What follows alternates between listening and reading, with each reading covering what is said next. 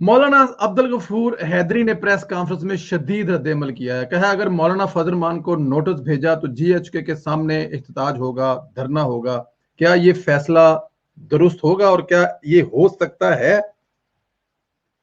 मैंने आपको बताया ना कि मौलाना साहब को, मौलाना फजल रहमान को अगर ये नैब का नोटिस किया तो इससे अच्छी बात कोई हो ही नहीं सकती।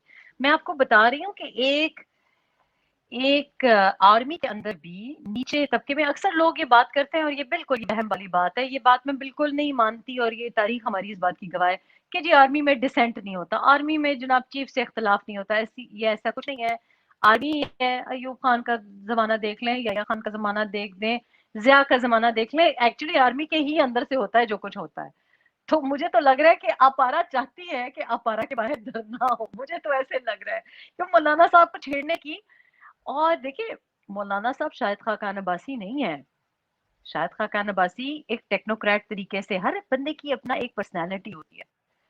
जब शाहिद खाकान अब्बासी को एलएमजी के ऊपर पकड़ा था, उन्होंने कहा आओ अब मैं तुम लोगों के साथ गेम खेलूंगा। उन्होंने जाके उनकी वापस क्लास ली नैब में। वो लगता था कि वो वकीलों का और जजेस का वो एहतसाब कर रहे हैं। और वो उनका तरीका है, हर बंदे का एक पर्सनैलिटी स्टाइल होता है। लेकिन मौलाना साहब की ये पर्सनैलिटी नहीं है। मौलाना साहब को जब डैब का नोटिस आएगा ना तो वो हंसते मुस्कुराते नहीं वो करेंगे। आप देखेंगे। आपको मैंने पहले भी ये बात की थी। मौलाना साहब को नवंबर में भी कुछ गुजारिशात आई थी जिसकी वजह से वो वापस गए थे। और बड़े आला सतह पे लोगों ने उनको अप्रोच किया था जो उनके साथ बड़े क्लोज हैं। और उनको कुछ समझा बुझा के बड़ी मिन्नतें करके, तो प्यार से तो आप समझा सकते हैं मौलाना साहब को थोड़े अरसे के लिए। लेकिन मौलाना साहब कंसिस्टेंटली 2018 से एक ही बात कर रहे हैं कि मैं इसको नहीं मानता, ये इस हुकूमत को मानता नहीं हूँ, ये नाजायज है, ना अहल है, ये वोट चोरी हुआ है, ये पहले दिन से कह रहे हैं। तो अगर आप उनको नैब का नोटिस भेजेंगे तो फिर आप देखेंगे, तो मौलाना के लिए तो मैं भी अपारा के बाहर धरना दूंगी। अरे वाह! क्या बात है, क्या बात है। बिल्कुल ठीक है। मौलाना मौलाना साहब का हमारी मौलाना हमारे हमारे हमारे इलाके की इज्जत है, हमारी हमारी एक वाबस्तगी है मौलाना साहब से। मौलाना साहब से मेरे बड़े अच्छे ताल्लुकात हैं। मैं उनकी बड़ी दिल से इज्जत करती हूँ। और अगर ऐसा हुआ तो फिर जाहिर है, फिर हमारी फिर मानसरे वालों का आपको पता है, फिर हमें भी कुछ अब्दुल भाई वाली बातें हैं। ये ये ये ये आज के प्रोग्राम की ब्रेकिंग न्यूज है कि रेहाम खान ने ब्रेकिंग न्यूज मौलाना फजल मौलाना फजल मान के धरने में शमूलियत का नहीं ऐलान नहीं, कर दिया। हमारे ये तो आप यकीन करें, मुझे तो लग रहा है कि ये कोई बैरूनी साजिश भी है। क्योंकि अब आपको पता है यूके में आप आए हैं, तो आप तो एक दिन जी। के लिए आए थे, 4 दिन यहाँ पे रहना पड़ गया। और ये तो सारी फ्लाइट सब कुछ बंद हो गया। तो मुझे तो लग रहा है कि कुछ बोरिस जॉनसन भी बचाने की कोशिश कर रहा है। मेरा पक्का पक्का मूड था पहला हफ्ता जनवरी का जाने के लिए। और मुझे बड़े लोगों ने कहा कि नहीं आप आए, कुछ घर की कुछ तकरीबात भी थी जो कि जनवरी के महीने में, लेकिन ऊपर से टीयर 4 लगा दी है। मुझे लग रहा है ये बोरिस जॉनसन को जो फोन करते हैं ना इमरान साहब के, एक्स्ट्राडाइट कर दो मियाँ साहब को, तो ये जो फ्लाइटें भी तो बंद कर दी हैं आपको पता है, पहले वर्जिन के लिए खोलनी है।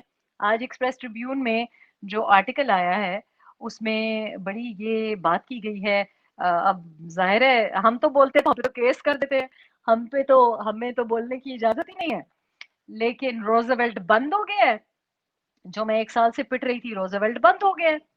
एक स्टेट का एसेट बंद हो गया और पीआईए खुद एहतजाज कर रही है। पीआईए का अमला खुद वजीर आजम के सामने एहतजाज करने के लिए अब तैयार है। और वो ये कह रहे हैं कि वर्जिन अटलांटिक को, एक यूके की कंपनी को, आपने जो रूट्स दिए हैं उनमें से सिर्फ एक रूट की, वो अरबों की, वो अरब तो वापस नहीं आए, लेकिन जो अरबों का नुकसान पीआईए को हो रहा है, जो मैनचेस्टर के एक रूट से हो रहा है। एक रूप से हो रहा है, और वो इस डेफिनेटली। बात पे एहतजाज कर रहे हैं और एतराज कर रहे हैं कि पीआईए की एक फ्लाइट छोड़ी है और वर्जिन अटलांटिक के मेरा ख्याल है 4 रूट्स इन्होंने खोले हुए हैं। तो इस बात पे अब ये बात होगी। और ये देखिए, ये जरूरी है पीडीएम का बनना। और मर्दान जाना, गुजरांवाला जाना, लड़काना जाना, हर तरफ जाना क्यों जरूरी है? क्योंकि इस वक्त अवाम के जो मसाइल हैं, चाहे वो पीआईए का एम्प्लॉई हो, चाहे वो टीचर हो, चाहे वो डॉक्टर्स हों। अभी आप देखें पंजाब पब्लिक सर्विस कमीशन के बच्चों के साथ क्या हो रहा है। मतलब कोई इदारा तो, ये क्या सारे, ये सारे गद्दार हैं, ये सारे इंडियन एजेंट हैं। ये सारे क्या मियाँ नवाज शरीफ के लिफाफे पे उभर आए हैं?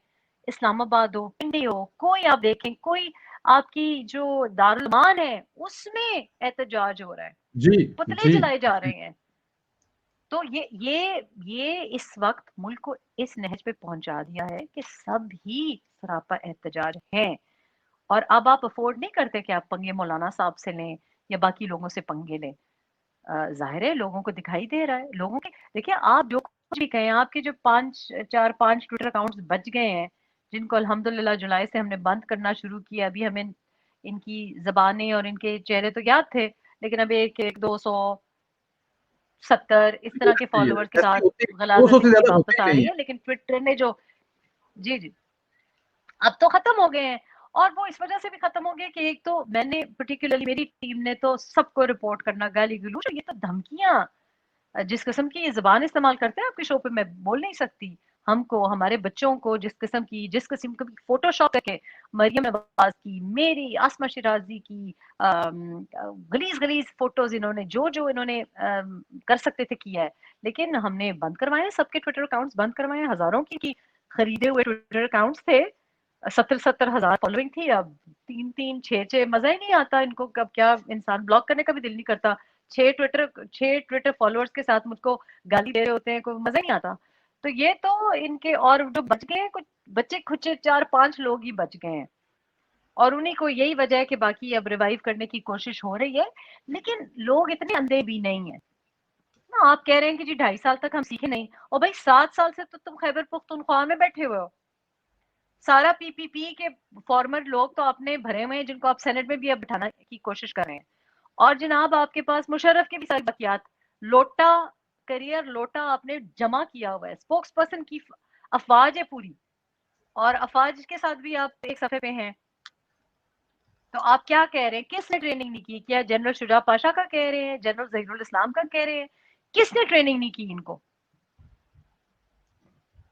वो बताएंगे, एक वक्त आएगा वो बताएंगे, ये भी बता देंगे, आप बेफिक्र हो जाएं, वो कुछ रखेंगे नहीं अपने दिल दिमाग में, सब बता के जाएंगे।